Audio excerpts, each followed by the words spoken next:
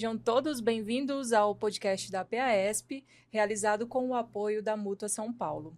Hoje temos a oportunidade de debater um tema essencial para o desenvolvimento do Brasil: regularização fundiária e governança.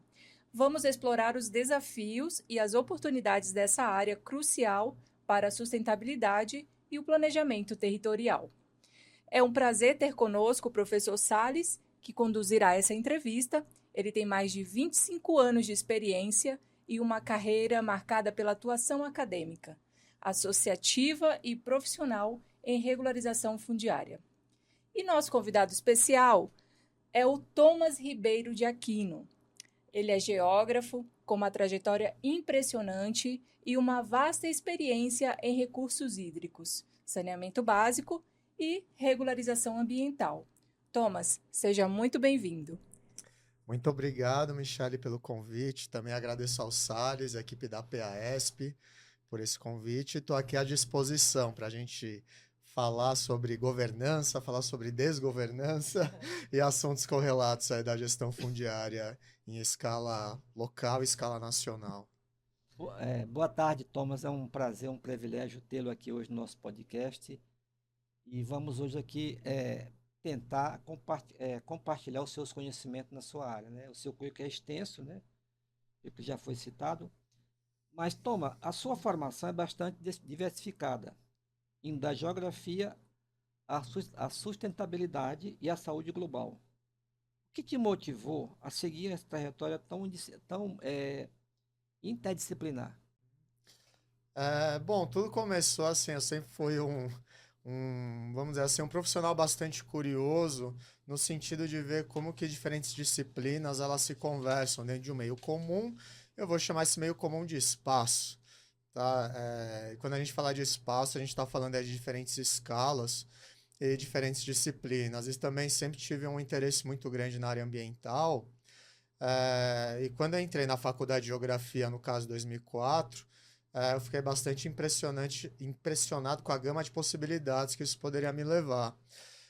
No primeiro momento, a gente vai, vamos dizer assim, seguindo o passo dos nossos mestres e mestras, né?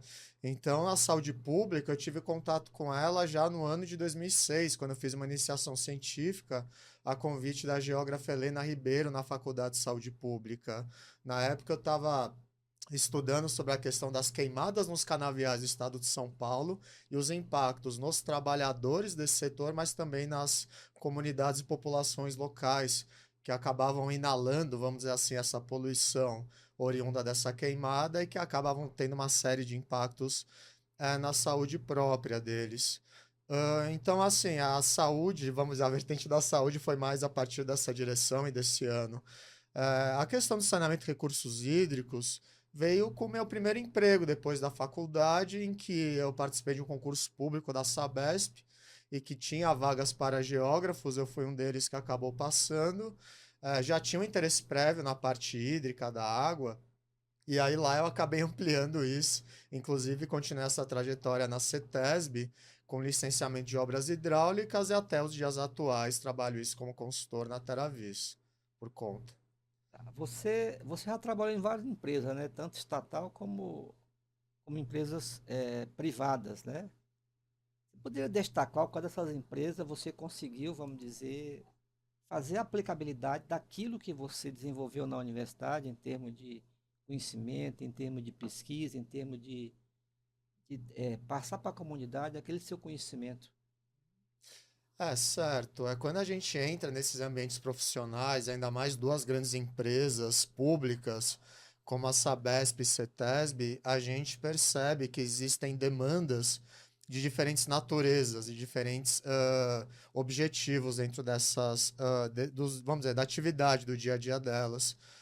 Se tratando mais diretamente da questão fundiária, eu percebi o quanto que ela é importante em ambas. No caso da Sabesp, porque ela tem muitas propriedades.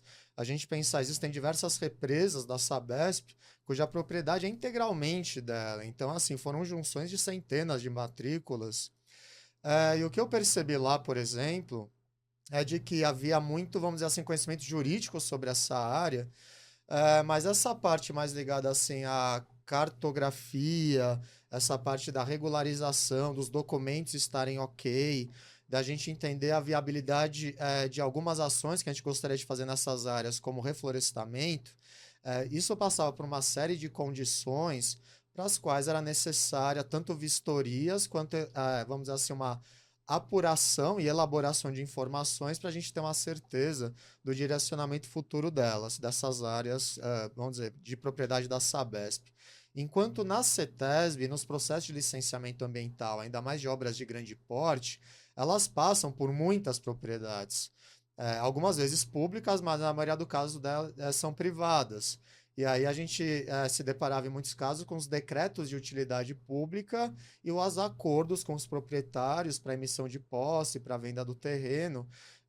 E, em geral, esses processos tinham uma boa fluidez, tanto no sentido mais comercial, né, entre as partes, até mesmo jurídico, mas, ao mesmo tempo, a gente via que isso podia gerar muito atrito e até mesmo atrasar ou inviabilizar uma obra de grande porte. Assim, no caso da CETESB, existe uma defasagem de profissionais da área, vamos dizer assim, de geografia, agrimensura, cartografia, que pudessem lidar com isso de uma forma mais abrangente. Então, isso acabou se tornando um diferencial pelo momento em que eu passei lá trabalhando. Thomas, você está presidente da Progel, né? E você tem lidado diretamente com os profissionais da área, né? Até porque a Progel representa os geógrafos do estado de São Paulo, né? Tem a Progel no Brasil inteiro, que a gente sabe, cada cidade tem a sua associação. Quais são os principais desafios que os geógrafos enfrentam nesse contexto no Brasil, né? E até essa questão também, quando eu falo em contexto do Brasil, eu falo nessa questão da representatividade do geógrafo nos conselhos, né, de classe, nas associações, e onde ele possa, vamos dizer, expressar e compartilhar os seus conhecimentos em toda a sociedade. Certo. O que eu venho percebendo é que isso é um pouco diferente ao longo de vários estados e municípios. Mas, de fato, a gente vê que existe aí uma demanda e uma oportunidade em diversos campos para os profissionais da geografia. Assim como tantos outros profissionais que eu percebo aí no mercado, sempre tem, vamos dizer assim, uma porta de entrada, né? Para o profissional ele poder exercer e, a partir disso, certamente poder expressar outras habilidades que não aquelas pré-determinadas, por exemplo, aí num processo de recrutação de recursos humanos de uma empresa. O que eu acabo percebendo dos geógrafos é uma ótima capacidade de compilar e sintetizar uma quantidade muito grande de informações. Então, assim, quando a gente está falando aí de planejamentos regionais, quando estamos falando aí de prefeituras ou de empresas privadas que lidam com muitos terrenos, muitas propriedades ou grandes obras, como, por exemplo, infraestrutura, é muito comum elas contratarem profissionais da geografia. Isso existe no país inteiro. Mas, por um outro lado, a profissão do geógrafo ela ainda não é plenamente conhecida. Tá? Eu sempre brinco que falo assim, pô, a geografia é uma das poucas profissões que tem a grande vantagem de estar no ambiente escolar em que um professor de geografia pode falar como se aplica isso no dia a dia do mercado de trabalho, mas isso acaba não sendo colocado, tá, da devida forma, às vezes até por falta de formação desses professores. Então, o que eu coloco é que, assim, existem oportunidades, sim, mas, ao mesmo tempo, vejo alguns casos de geógrafos até mesmo mudando de carreira pela dificuldade de encontrar um emprego na área. Então, assim, a categoria, ela precisa, vamos dizer assim, criar conteúdo, criar soluções nos seus diferentes campos e isso, vamos dizer, naturalmente acabar trazendo, vamos dizer, um marketing favorável para a profissão. E por fim, o que eu posso dizer é que a geografia também acaba sendo muito convidativa para outras profissões. Até mesmo, por exemplo, eu estava outro dia em Sorocaba e conversei com um engenheiro florestal. Daí a gente estava falando sobre vistoria, campo, a importância, né, da gente conhecer as coisas no local, como elas são. E ele até brincou e falou assim: pô, meus colegas da engenharia florestal, todos eles querem trabalhar com SIG e ficar no ar-condicionado, né? Então a gente vê que tem muita demanda por aí, mas enfim, entendam isso só como uma brincadeira, né? Thomas, vamos falar agora um pouco aqui sobre regulação fundiária, né? A gente sabe que a regulação fundiária no Brasil é uma demanda latente, né? e a gente vê quase todos os dias ocupações diárias, né? E os governos, tanto a nível federal como estadual e municipal, não tem um planejamento para solucionar esses problemas, né? Para mitigar esses problemas. Eu queria saber de você, na sua opinião, quais são os principais obstáculos para a regulação fundiária no Brasil, especialmente em áreas urbanas e rurais? Mais em urbana, porque as populações o Brasil é um país mais urbano do que rural, né? De 70 para cá, começou a se expandir o crescimento urbano, então mais na urbana do rural. Queria ver a sua opinião, quais são os obstáculos em relação à regulação fundiária no Brasil? O que a gente acaba percebendo é que vamos dizer, a falta de governança fundiária, principalmente nessas áreas periféricas urbanas, que com boa frequência acabam sendo irregularmente ocupadas, é que num primeiro momento você tem uma situação que aparenta ser uma situação de ganha-ganha, né? Entre, vamos dizer assim, organizadores de uma ocupação irregular e pessoas que estão buscando uma casa. Em geral, essas pessoas, mais na década de 70, como você estava falando, elas vinham das áreas rurais. Hoje em dia, o que a gente percebe é que já numa segunda geração, até mesmo terceira, que cresceram nessas cidades, eles estão procurando por novas casas e novas oportunidades. E a partir disso, é claro que um terreno irregularmente comprado, ele é muito mais barato do que um que é regularmente comprado. Então eu percebo assim que ao mesmo tempo que existe uma dificuldade econômica de uma boa parte da população do país, considerando que 40% da população brasileira vive em domicílios que ganham até R$ 1.500, que é praticamente um salário mínimo, é claro que eles não vão ter dinheiro para comprar um terreno regular e construir, edificar, ou mesmo comprar uma edificação já pronta. E o problema que a gente acaba encontrando nisso é que você tem tanto um vendedor irregular de terreno quanto vamos dizer, um construtor ou um morador irregular de uma localidade. A gente sabe que esse quadro se repete para boa parte da população brasileira e principalmente das grandes cidades. Aí o desafio, eu entendo que ele entrou vamos dizer, num momento de uma equilibrada equação a partir da Lei de Regularização Fundiária Urbana, em 2017, e que esses processos eles têm, vamos dizer assim, corrigido, buscado pelo menos corrigir alguns erros do passado, em que os devidos proprietários vamos dizer, regularizam a parte dele, os novos moradores também, e a prefeitura também faz a parte dela. Mas de forma geral também o que posso salientar é que existe uma grande dificuldade das prefeituras em terem uma equipe que possa fazer essa governança fundiária, uma vez lembrando que elas acabam sendo as principais responsáveis por isso, e ao mesmo tempo, né, num país aí que a gente está vivendo uma crise fiscal nas prefeituras já há muitos anos, essa dificuldade de direcionar esforços e equipes para essa finalidade. Até porque politicamente isso pode voltar diretamente contra o poder executivo da prefeitura. Então, na sua opinião, as políticas públicas ela não têm ajudado, né? A implementação de regulação fundiária é eficaz no país? Eu acredito que assim, existem políticas bem desenhadas, não vou dizer que elas são efetivas, mas assim, quando se quer, se resolve. Tá? E isso envolve tanto uma questão de um poder local, vamos chamar de prefeitura, mas em muitos casos o Estado também está envolvido com isso, mas também uma questão dos próprios moradores, dos proprietários, sabe? Eu acho que ainda existe muito uma cultura no país, que converso com outros colegas de outras áreas profissionais, dessa coisa de que pagar imposto, pagar taxa para serviços públicos vamos dizer, é como se o dinheiro fosse sumir. Mas isso do lado, vamos dizer assim, de quem está sendo cobrado esses impostos. Mas para quem está nesse poder público e quem faz uma boa gestão desses recursos, tanto financeiros quanto humanos, essa diferença pode ser fundamental.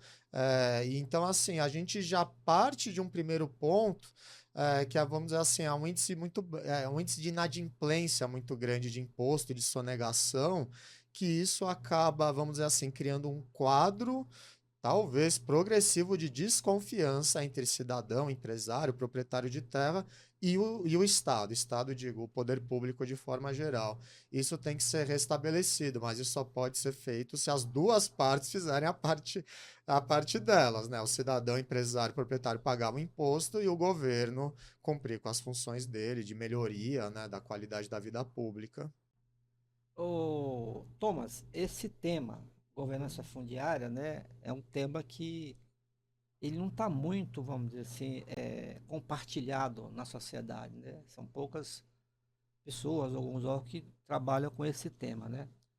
Sobre esse tema, a gente poderia falar um pouco aqui sobre a governança. Eu não, você falar sobre a Certo. governança, a sustentabilidade no contexto fundiário. Eu teria aqui uma primeira pergunta sobre governança, né? A governança é frequentemente citada como essencial para o sucesso de projetos de educação fundiária, né? A gente vê isso nos fóruns que participamos, né? E como podemos garantir uma governança mais eficaz nesse processo?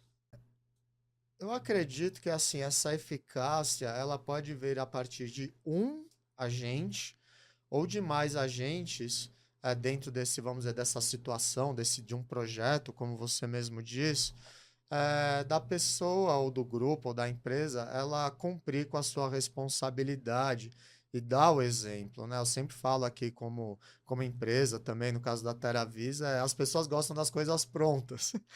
E a partir de que elas têm as coisas prontas, elas se deparam com as facilidades e elas começam a investir nisso. Quando eu falo investir, não estou falando exclusivamente de um investimento de dinheiro financeiro, mas estou falando de investir esforços, investir conhecimento, investir atenção, investir criatividade, e a partir disso você certamente fortalece uma governança, tá? E também tem o ponto da confiança. Então, assim, é muito importante nesse aspecto dessa moderação de partes interessadas e de poderes, um conhecimento jurídico, de como que as leis funcionam, se elas podem vir a ser alteradas, principalmente na escala municipal, onde a alteração de leis, principalmente de uso do solo, elas são muito mais comuns. É, e a partir disso, não só no cumprimento da legislação e da confiança entre as partes, mas essa questão do direcionar esforços, numa certeza de que todo mundo vai ganhar com isso. A prefeitura, os cidadãos vão ganhar qualidade de vida, vai ocorrer, por exemplo, uma valorização imobiliária daquele terreno, tá? A parte de organização de documentação e comunicação ela é muito importante. Tanto é que documentação e comunicação são muito abordados nos padrões ISO, tanto 9000 de qualidade quanto 14000 do ambiental. Então, essa comunicação entre as partes, ela tem que ser bastante transparente. E essa transparência, ela fortalece a governança. E todo mundo ajudar quando tiver alguém mais enfraquecido nesse processo. Sobre a sustentabilidade, que é um tema central principalmente na sua formação, né, e atuação, como podemos equilibrar a preservação ambiental e a regulação fundiária em áreas sensíveis? Ou seja, essas áreas que a gente vê muito, tá, de São Paulo, algumas ocupações de áreas que adentraram, vamos dizer, a área de preservação ambiental. Mas de que forma, como é que podemos preservar essa questão ambiental nessas áreas, ao mesmo tempo percebendo, vamos dar a situação dessas pessoas que ocuparam de boa fé? Claro que tem gente que ocupou de má fé, mas tem pessoas que ocuparam por uma circunstância social que o país vive hoje, né? As pessoas não têm onde ir e terminam ocupando áreas que muitas vezes essas áreas são áreas de preservação permanente, né? O APA 1. Eu queria saber como é que podemos, na sua visão, né? Como é que preserva essas áreas ambientais, nessas áreas que estão passíveis de agregação fundiária, com todo esse processo, que aí a gente pode definir até como um conflito agrário, né? Nesse sentido. Claro. É o Estado, as ocupações, às vezes é uma área ambiental. E como é que se consegue um caminho para isso, uma solução, ou uma coisa que possa atender todos os atores?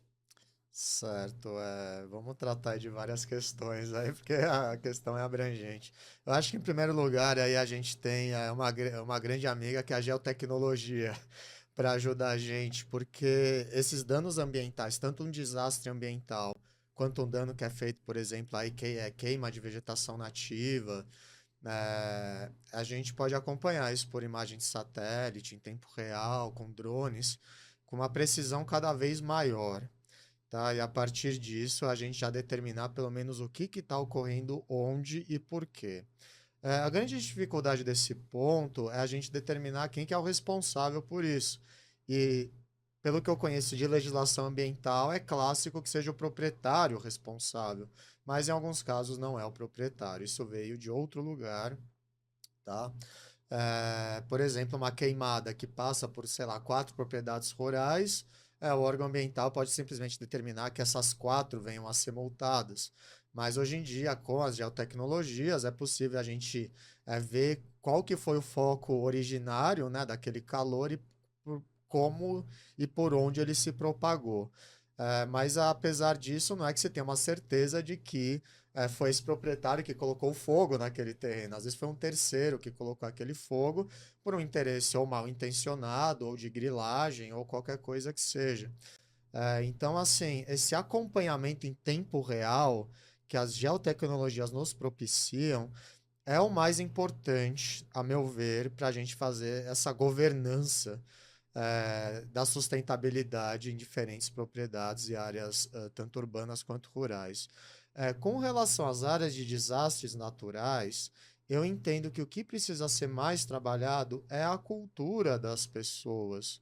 Porque, assim, a gente percebe, no caso do município de São Sebastião, em que a gente viu há 2 anos atrás que teve aqueles grandes deslizamentos, uma quantidade enorme de chuva em poucas horas, em poucos dias, e que teve os deslizamentos e teve, enfim, casas que passaram aí por deslizamentos, movimentos de massa e até mesmo perdas de pessoas. O que a gente percebe é que muitos critérios são, vamos dizer assim, estabelecidos pelos moradores dessas áreas para uma tomada de decisão. E, em geral, na minha experiência, o financeiro e a mobilidade, elas pesam mais do que esse risco de desastre natural. Então, a gente precisa trazer uma cultura para essas populações, principalmente antes delas colocarem o primeiro tijolo nesses terrenos, e já colocar como área de proteção, tá? E já cercar essa área e impedir que ela seja ocupada de qualquer jeito. Mas aí tem que ter aquela fiscalização constante e não vão bastar as geotecnologias para isso. Vai ter que ter gente que periodicamente passa por lá. Respondi? Eu posso falar mais? Tá. Respondeu, mas você falou aqui das geotecnologias, né, que no mercado, cada 24 horas, temos coisas novas, né? Quais são essas ferramentas, né, que poderiam ser úteis para integrar a governança fundiária e também a sustentabilidade? Certo. O que a gente conhece hoje. Bom, em primeiro lugar, a gente tem aí diversos órgãos de governo em que eles disponibilizam informações geográficas, camadas georreferenciáveis, com diversas informações sobre as feições, sobre os objetos espaciais, e a partir disso a gente pode ter um primeiro ponto, que é aquele mais popular, que a gente chama uma consulta. Por exemplo, esses diversos geoportais que existem nos diferentes órgãos e cada vez mais comum em prefeituras. Quando eu falo consulta, é basicamente aquela coisa da visualização, tá? Então, acho interessante, por exemplo, hoje em dia, uma parte, um público interessado, ou de clientes meus, que por essa visualização eles já trazem um pré-diagnóstico daquilo que está acontecendo ou daquilo que tem que ser feito num determinado terreno. O segundo ponto seria a gente pensar, pelo menos numa perspectiva mais pública, a tal da infraestrutura de dados espaciais, que são alguns projetos que alguns estados eles vêm implementando e que a gente vê um sucesso grande. Por exemplo, aqui no estado de São Paulo, pensando até mais na sustentabilidade, nós temos o portal Datagel, que é da Secretaria que é envolvida na parte de meio ambiente, infraestrutura, que hoje em dia se chama CEMIL. Outros estados vêm fazendo isso também. Então, assim, não basta a gente visualizar a informação, porque a partir do momento que a gente está visualizando, vamos dizer, uma, duas, três camadas geográficas, o nosso olho já começa a entrar em exaustão. É muito interessante os casos dessas bases de dados em que a gente pode importá-las para um software, por exemplo, chamados, né, Sistema de Informações Geográficas, e por meio deles a gente fazer cruzamento com outras informações e outras referências. Mas já tem algumas coisas aí mais direcionadas para o futuro, né, que envolvem muito mais do que isso e mais ainda em tempo real. A grande dificuldade que eu percebo no mercado hoje, Salles, é que é muito difícil isso ser pedido. Inclusive, vamos dizer, por empresas de grande porte, da área, vamos dizer, de infraestrutura, mineração, petróleo, energia, etc. Muitas vezes eles pedem ainda esses, vamos dizer, produtos cartográficos, tal, que eles têm poucas informações. Só que para a gente pensar numa governança fundiária em grande escala e efetiva, dá para a gente cruzar dezenas de dados e criar verdadeiros, vamos dizer assim, modelos territoriais daquilo que a gente quer para o nosso futuro. Ô Thomas, vamos entrar aqui um pouco em aplicações práticas e o futuro da educação fundiária no Brasil, né? Uhum.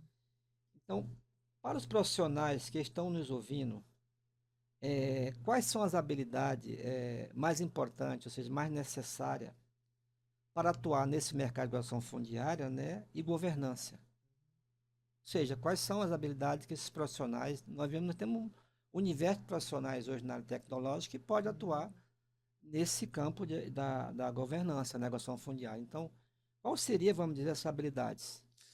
Certo. Vamos dizer que, assim, esse profissional que você está falando, de uma forma mais generalizada, ele, em geral, faz um meio de campo entre, vamos dizer, um proprietário de terra, né?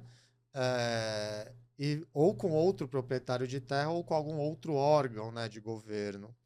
Então, assim, quando a gente faz um meio de campo, o fundamental é ter a comunicação. O que que eu falo a comunicação? É você conhecer qual que é a linguagem, qual que é o objetivo de cada uma das partes. Tá certo? E muitas vezes o que eu percebo é que o profissional ele é meio que bitolado só na visão dele. Então, se a pessoa sempre trabalhou, vamos dizer, no governo, ele tem a visão de governo e ponto final. Se tem a, vamos dizer, da empresa privada, é só essa visão e ponto, ou só do proprietário. Então, assim, a partir disso, você já pode criar algum tipo de ruído ou de descontentamento por alguma das partes, e esse descontentamento pode gerar frustração, maus negócios, atrasos, eternas dilações de prazo. Então, assim, tem que conhecer a linguagem e o objetivo de cada um deles. Na parte técnica, eu percebo que vários instrumentos são favoráveis. Quando a gente fala, por exemplo, de um terreno, existem várias formas de expressar o que é, o que tem, o que pode ser, o que será, o que já foi este terreno. A gente tem aí a linguagem, vamos dizer, do desenho, né? Desenho técnico, desenho cartográfico. Nós temos também texto, assim, saber escrever bem para explicar para o órgão, para explicar para o cartório, para conversar com o cliente, isso é fundamental. E também é conhecimento de legislação, o que pode, o que não pode no terreno. E a partir dessa parte, vamos dizer assim, de comunicação, parte técnica e de conhecimento de legislação, você criar aquilo que eu acabo colocando na minha consultoria, uma criação de cenários de possibilidades do que fazer, do que pode ser, do que melhorar com aquele terreno. Porque às vezes a gente está numa direção e a partir do momento que a gente tem esses instrumentos de análise, a gente pode pensar em outras direções, que não aquela que o cliente ou mesmo o poder público previamente estabeleceu para nós. Então a gente tem um poder maior de diálogo e de alternativas para juntar os interesses das partes comuns. Thomas, nós vivemos hoje num mundo em que a geotecnologia ela está aí, né? Nós temos o IA, né? Inteligência artificial. E o que você poderia falar sobre essas novas inovações, né? Você acredita que isso vai transformar, ou irão transformar essas áreas especificamente da governança fundiária nos próximos anos, você vê que isso vamos dizer, imperioso para que os profissionais possam estar capacitados para isso, para essa nova tecnologia, para que as tecnologias possam, vamos dizer, desenvolver mais essa área de regulação fundiária e sustentabilidade? Eu acredito sim que seja imperioso.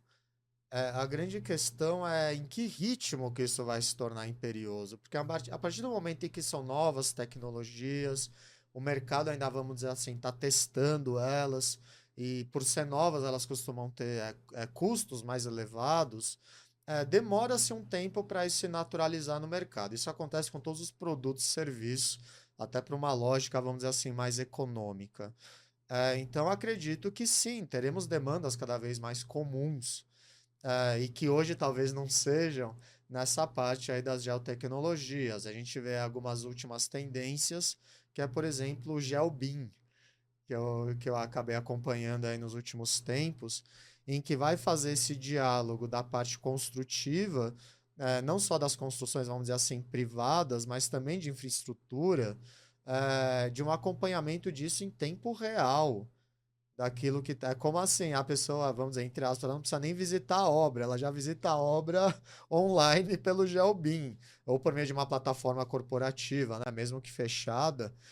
Isso vai facilitar bastante. O próprio BIM, que eu lembro que era uma novidade há uns 5 anos atrás, hoje em dia a gente vai no mercado e vê que não é mais tão comum, incomum. Está cada vez mais comum nas empresas aí, principalmente de edificação. E quando a gente fala em GeoBIM, a gente junta com a parte da governança fundiária. Eu acredito que sim, até por exemplo, eu lembro de uma época em que os órgãos, de forma geral, principalmente órgãos ambientais, eles não pediam uma quantidade tão grande de produtos cartográficos quanto eles pedem hoje.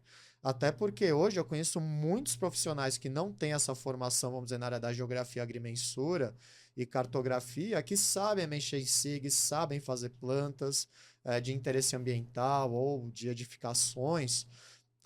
Então, assim, existe um processo de popularização dessas novas tecnologias. E eu acho que a inteligência artificial ela vai trazer alguns atalhos para a gente, tá? Para facilitar e agilizar o nosso trabalho, mas pelo que eu venho acompanhando no mercado, não é que elas vão exatamente resolver. Até porque quando a gente fala em governança fundiária, a gente tem uma questão de legislação aí bastante incidente. E cabe fazer vistoria, cabe ir a campo para ter certeza do que é aplicável ou não naquele caso. O Você, digital não vai é, substituir a é, vistoria, tá? É isso. você comentou agora, nessa última palavra, essa última manifestação sobre a questão dos órgãos públicos, né? Uhum. Como você enxerga o papel das PPPs, né? Parceria público-privada, nesse processo? Ela tem sido efetiva em promover avanço ou não? Nessa questão da questão fundiária e na governança. Uhum. Que é muito. Hoje, a maioria dos governos, seja ele a nível estadual, federal, estadual, municipal, trabalha com essas PPP no sentido de desenvolver algum tipo de projeto. Sim, a gente percebe que as parcerias público-privadas elas estão cada vez mais comuns em, vamos dizer, em todo o setor, assim, todos os setores daquilo que seria a governança pública. E o que eu percebo, evidentemente, é que a partir do momento em que se torna uma empresa privada que está prestando esse serviço para a sociedade, a gente percebe que existe uma pressão maior sobre ela.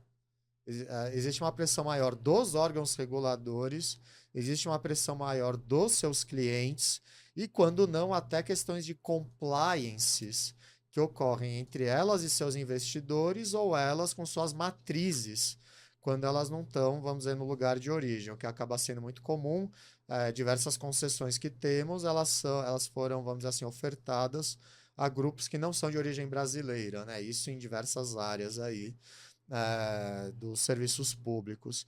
Então, eu entendo que sim, uma vez que elas têm a oportunidade de lucrar sobre esses serviços públicos, elas também têm essa marcação maior de diferentes órgãos, no caso delas, principalmente investidores, agências reguladoras, e os próprios clientes, né, que seria a própria população nesse caso. Então, sim, isso acaba exigindo bastante deles. Então, eles têm se vamos dizer, entre aspas, se munido de equipes e de conhecimento para garantir a melhoria dessa governança fundiária. Então, Thomas, nós estamos chegando ao final do podcast. A gente queria que você deixasse uma mensagem especial aí para todos os profissionais, especialmente aqueles que desejam se aprofundar no tema. Assim, o que você acredita que eles devem buscar para começar ou mesmo para se aprofundar nesse tema?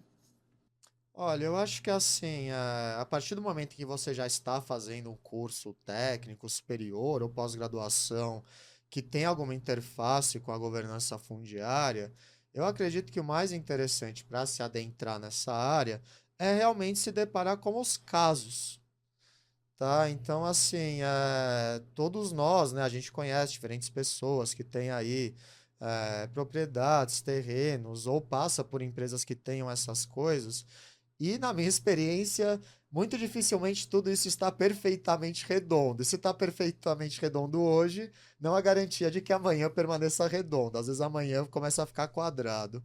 Então, assim, entender as demandas relacionadas a essa parte de demarcação de terrenos, a essa parte de atendimento à legislação ambiental, legislação de uso e ocupação do solo, essa parte de documentação, está tudo organizado, está tudo certinho, com relação ao cartório, com relação à prefeitura. Verificar também essa parte de tributação, cobrança de TR, cobrança de IPTU, isso está tudo certo com relação ao terreno ou não está. E também ver assim o que as pessoas, né, esses proprietários, eles projetam com relação ao futuro desses terrenos, vamos dizer assim, dessas edificações. Então, assim, são muitos assuntos. Mas eu acho que às vezes simplesmente numa curiosidade, conversar com alguém, você já percebe algumas lacunas no mercado, algumas oportunidades, e a partir disso, vamos dizer, direcionar esforços, estudos, para buscar essas soluções. Porque elas são de diferentes formas, né? Pode ser, às vezes, um desenho técnico, pode ser um levantamento cartográfico, da cartografia histórica, né? Isso eu vejo que está bastante em alta. Pode ir no terreno fazer uma vistoria com relação a algo relacionado à vegetação, algo relacionado à declividade, recursos hídricos. Para quem é da área de edificações, né? Sistemas hidráulicos, sistemas elétricos, a questão da condição da edificação, como é que ela está, se precisa de uma reforma, se não precisa, tá? Então, assim, a rodo, aí tem dezenas de profissionais aí que podem participar disso, Legal, legal. tá? Então, você tem mais alguma pergunta, Não, Salles? eu tô muito assim contente com a presença aqui do Thomas, né? Ele foi muito esclarecedor. Eu espero que os nossos ouvintes possam, e estão nos acompanhando, possam eh, tirar conhecimento dessa entrevista aqui com o Thomas, né? Que possam adquirir mais conhecimento e atuar na área de agricultura fundiária. Eu queria agradecer sua presença e espero você em uma próxima jornada, Thomas. Certamente, Salles, agradeço novamente você, a Michelle, a PAESP, toda a equipe pelo convite. Legal. Então, vamos agradecer também ao professor Salles pela condução dessa conversa rica, ao nosso convidado Thomas, pela generosidade em compartilhar aí seus conhecimentos, suas experiências. Vamos aproveitar. E agradecemos ainda à PAESP pela realização, principalmente à Mútua por apoiar essa iniciativa. E eu quero falar para você, ouvinte, acompanhar o nosso podcast da PAESP no YouTube, @apaesp, e também no Spotify. Se você colocar na busca APAESP, você já encontra a gente por lá. Fique por dentro dos temas relevantes e atualizados sobre a nossa área. Até a próxima.